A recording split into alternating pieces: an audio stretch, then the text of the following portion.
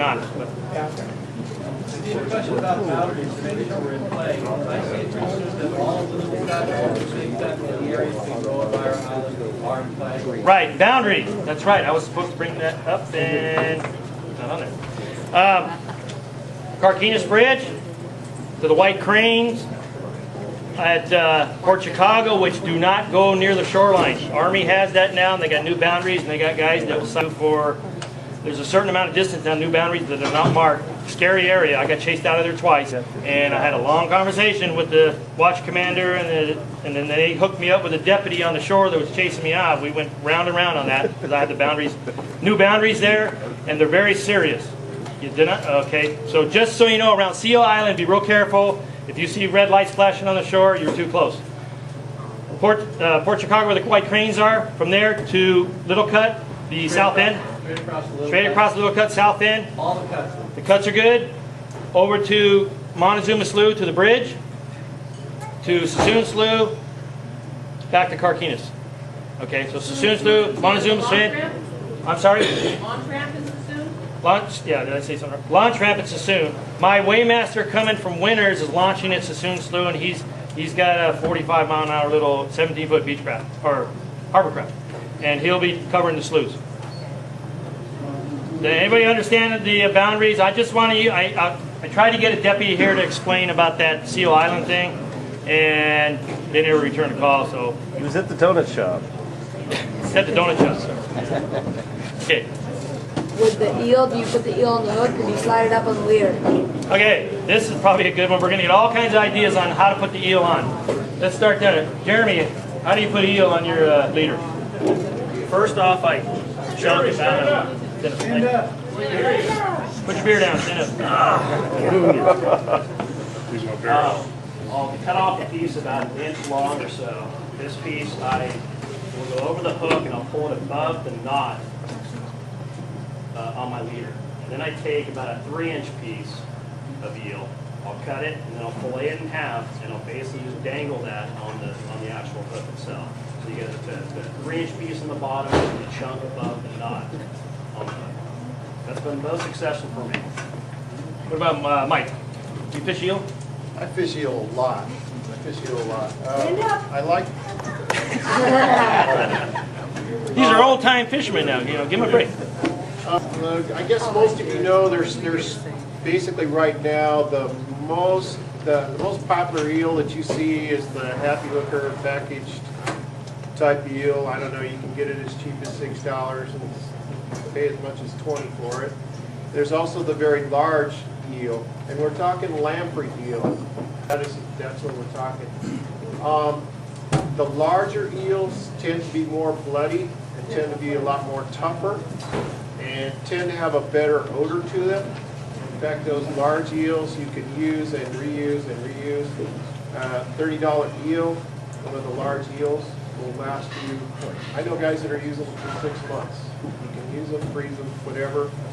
The smaller eels, they work also. I don't think they have the scent that the larger eels have. The way we fish them, generally because I fish a few more lines, I have a tendency to use smaller batches of bait simply because we have more baits out. But I tend to like strips, 3-inch strips that more or less dangle on your hook like a pork rind trailer. And I may tip the hook with a grass shrimp, or lately my hot ticket has been pileworms. Pileworms and eel has been a good thing for me. So I also have noticed that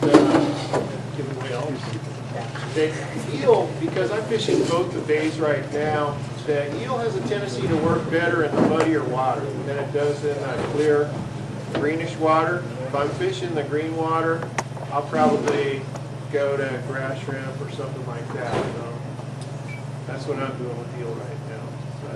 But I have a deckhand. He loves to use just eel heads. He'll get one of the cheap eels, chop about that much off the head, and just use the head, nothing else, no scent, anything else.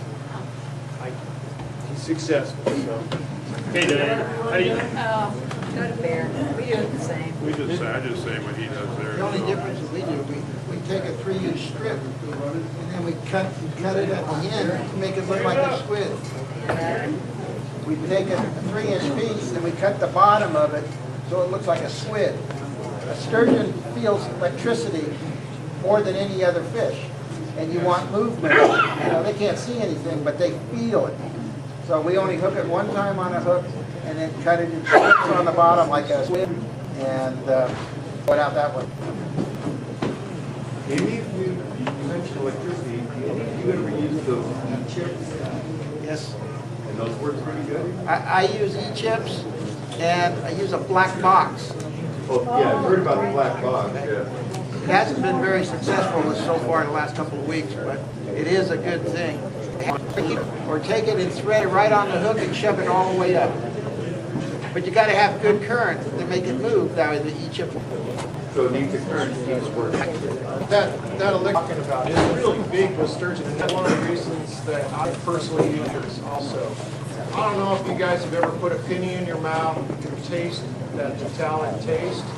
You start mixing metals down there, and I honestly believe the sturgeon can almost sense that steel leader with the crimps and things like that. So that's why we've moved away from steel leaders. With monoliters, I've had when sturgeon wrap around and they get a lot of nicks in the line. How often do you have to replace the leader? Yeah. It's really economical. How much does a spool of that 60-pound cable cost? The question was, with mono leaders, when a sturgeon wraps around it or rubs against it, when you get line rubs on a fighting fish, how long, how long do you use it before you change it? Mike says, what's the cost of mono? Change it. I use 70-pound test, and I've been lazy and used it over, but you're taking a chance, and just being lazy. Sit down on your couch and tie 10 of them. Have them on the boat. You'll catch a fish, swap it out. Because he uses 200-pound test. 200-pound test? You can probably get a little more abrasion out of that. That's for pro. Well, that's a real big though. If you are using mono, I mean, we check those mono leaders all the time, but for mix and stuff like that. But Steve will probably tell you it's true. I mean, I sit and watch TV, and I got my wife's PO'd at me because I got line clippings all over the house. That don't bother as much as when she sits on the hook. So that's. Okay, question. Yeah, favorite hooks or hook setup? Favorite hooks or hook setup? Favorite hooks or hook setups? Okay, Diane, you got to say something. She actually catches more fish than Barry anyway. So let's We use all cutting point owner hooks now. Yeah. 8-aught, 9-aught, 7, 8, 9-aught cutting point owner hooks, which are a beak type style hook, but they are the good hooks. Is that KO style or the octopus? No, they are a beak hook, just an octopus. One or two hooks.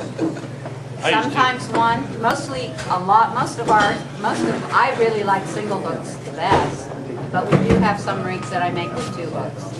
But the majority of the time, single. Off topic, I'm curious. How are you guys address that? 2-rod stamp on a 6-pack boat. Now, I think it's a better class for 2-rod stamp on Mike's boat who takes out up to 18 people. I've actually 36 rod. I've actually myself answered that question, and I got a beamy boat. I got a 14-foot beam, and I have the limit I limit it at 8. It gets to be too crazy if I go any more than 8 rods. If I got a light load, I got 4 people, they each get to fish 2 rods. If I got a full load, 6 people, they can row down the rods. And honestly, it's too crazy otherwise. Anybody else? It's only fair. Yeah, I mean, You only have so much room. I think it's going to be a really good law for you guys that fish with yourselves. It'll give you a chance to experiment and stuff, but you really don't have to experiment when you got 10 rods in the water. You have that experimenting, and I had one difficulty that I'll elaborate on, but it's a good rule. I wish they'd expand it. I think the Carquinez Bridge, they lost some revenue. I think that they should expand it. I'm waiting to see the happy hooker out there with 60 rods up. And the wind goes, And he's the one that'll do it. but Length of leader and weight on the leader. 18 inches. The law is 18 inches. Well, I don't mean minimum, I mean what do you prefer and weight, how far from the hook do you say your secondary weight? Usually if we use a double hook, a lot of times foul will have a slight above it. Or I don't know if you've seen a hippo from ice rigs. We use a lot of those. They're 2-hook rigs, but they're separate hooks. They're tied with an Albright. I use, I have leaders tied without and with weights on them. If you got a big ripping tide like tomorrow, you got a leader this long so it doesn't, wrap on the fish, you don't want your leader doing this off your weight. So I tend to use my weighted ones, and if it's not that big of a tide, you can use without weight. And I use 2 hooks back to back. You guys ever do the sturgeon travel with the tide?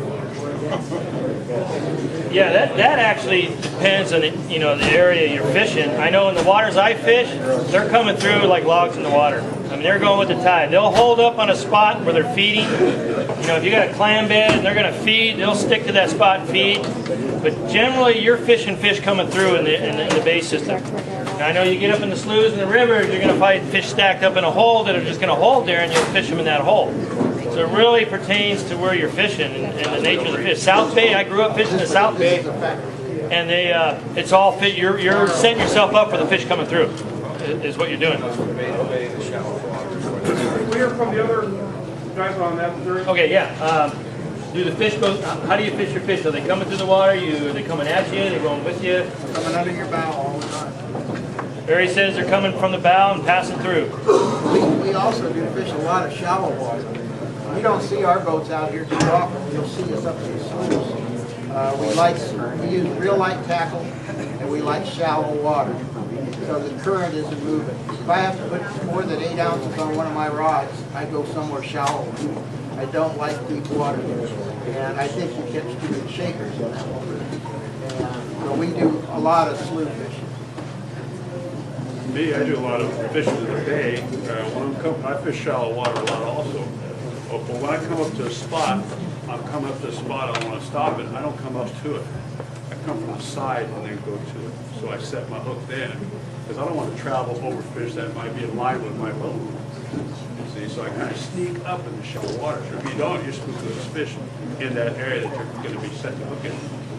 So come to the side and move up to the spot where you're going to, from the current's flowing one way, you want to come up to the side of it and then set the hook.